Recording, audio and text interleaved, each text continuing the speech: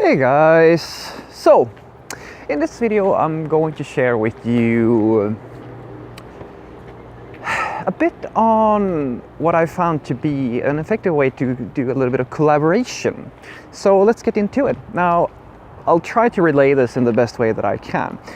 But in order for that to work, I have to give you some thoughts I used to have, or rather the way I used to be back in the day. You see, I like that people think that I have something to add. And I think that most of us can relate to this. It's nice to feel that you have an idea or you come up with this sensational, awesome thing and people are like, wow, cool. Fredrik thought out this awesome thing, or whoever you are, you thought out this awesome thing. And when you have that perspective, or rather when you have the desire that, it's okay guys, everybody has it, but when you have the desire to be the person who came up with the solution, or to get the credit, if you will, for being the person who thought it out and came up with the thing, something happens with you. And what happens is that you focus more on your personal prestige and your value to the group, as opposed to being somebody who's focused on the solution to the problem.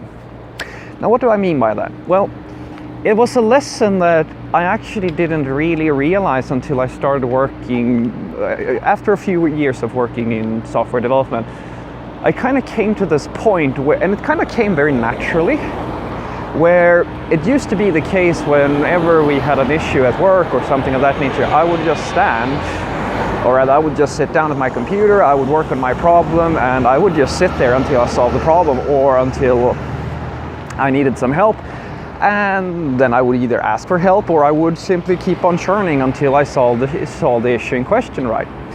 But I didn't really collaborate all that much, because it was very important to me to feel like I did this, I'm smart enough, all that good stuff, right?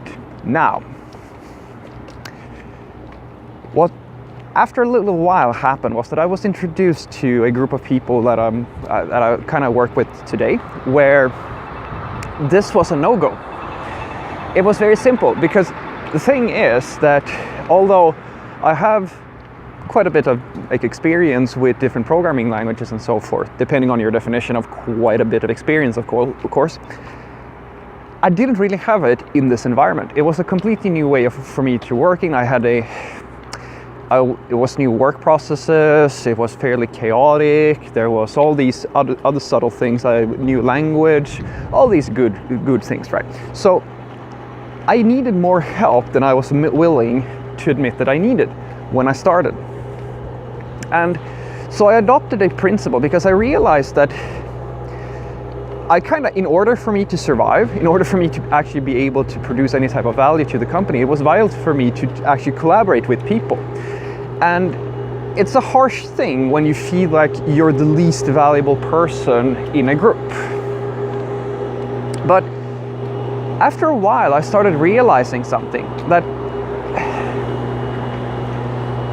if I had the approach that instead of having the perspective that I need to be the person who's the smartest person in the room and I need to be the person who comes up with a solution, when I didn't think so much about that, but rather I was more focused on learning to get better myself and to solving the problem at hand, a behavior change that I think is fairly important happened. And the closest thing that I can explain, I can give you a kind of relationship to, or related to, is what, if I don't know if you watched the series House, I don't know if it's still running, it's an old series, but Dr. House in that series, what he will do, or rather what he does, is that he's the smart person in the scenario, right? Or rather the senior among all the doctors. And what he does is that he does group rubber ducking. In other words, the focus for him is to have, or rather, he has all his collaborating co-workers with him. And he starts just talking. He just starts talking about the ideas he had, the considerations, all the possible combinations of things that can be trying to solve the problem for the patient, right? And it's a very similar approach that I have when I work with my coworkers, because I'm not so focused on anymore, and I think this comes with a bit of personal maturity, because as I said in the beginning, I didn't want to do this because I wanted to solve the problem myself.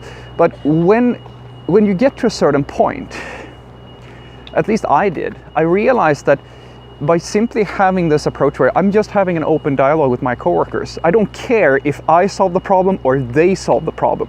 That's not important to me. I just care about that the problem gets solved.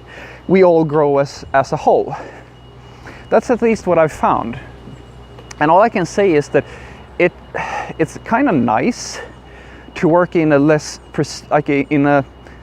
not like without having all this prestige, because honestly guys, I know it shouldn't be that way, but sometimes I kind of feel that, and I mean this is not just at my place of work, but just in general in IT, there is this notion that, and honestly I think this happens in all forms of academics or things where, you know, where the perception that you are smart, or rather where being smart is a factor in your value to whatever it is you're doing.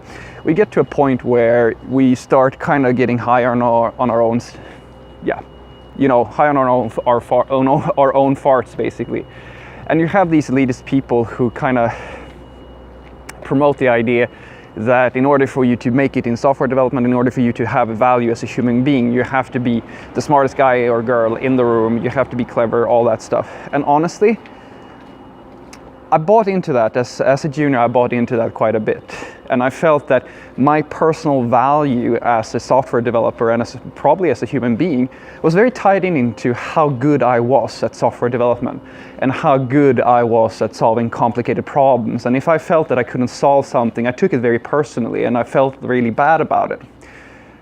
And it took a while until I got to this point, and maybe you're not there yet, hopefully you will get there very soon. But at some point you start to feel like, you know, you're a pretty decent person even if you're not the smartest person in the room. And trust me, I have a lot more fun having the sort of, as I said, house dialogue with all of my coworkers, having an open discussion and just seeing if together we can solve this problem than I ever had trying to sit into the late hours of the night with stomach aches trying to solve a problem that I had trouble fixing, just because I wanted to feel as I was the smartest person in the group. So yeah, hopefully you'll get to this point as well. And what I want you to take away from this is that, guys, your ability to solve complicated problems as a programmer are not necessarily a reflection on how good of a person you are. Just think about that. Have a great day.